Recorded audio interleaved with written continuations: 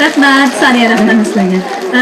Saniye, harmag'aysiz tunugin bila aeroplanda kelish jarayonida jiq riyozatlarni tortdingiz.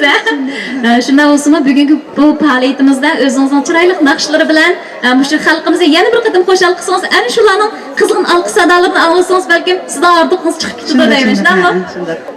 Yana bir qatam assalomu alaykum hurmatli aziz chiroyli Uyg'urim, aziz xalqim.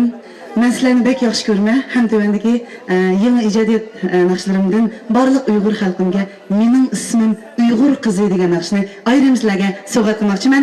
Baromat mehmonlarimiz. Aziz qarindoshlarimni qaydan suhbat aytsam, mana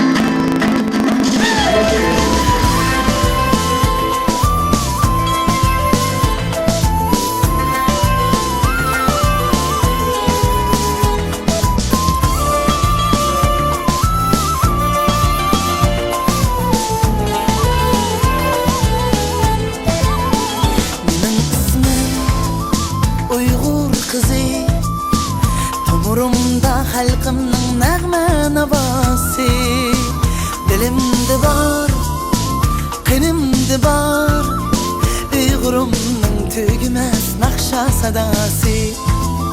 Nada bo'lay, kimga kunay, hech kimda yo'q uzilmas do'lan mashribi.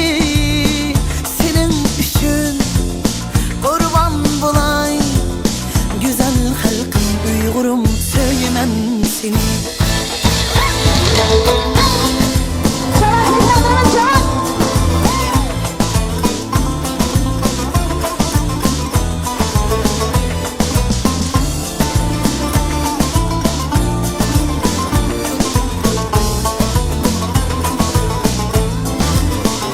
Rast kalsın acım sazı, unutulsun kara gözler dopamızı.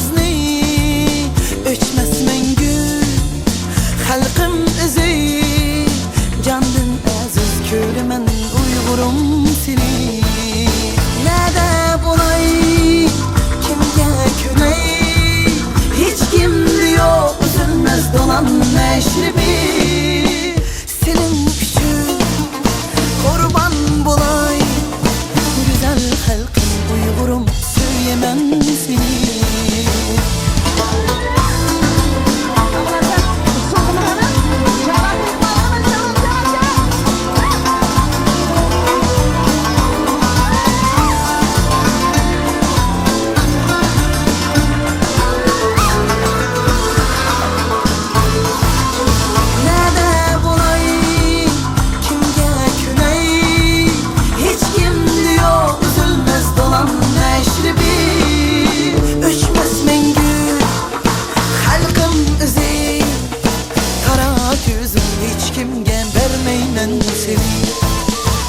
Senin üçün qurban bo'lay, güzel xalqim Uyg'urim, söylemem seni.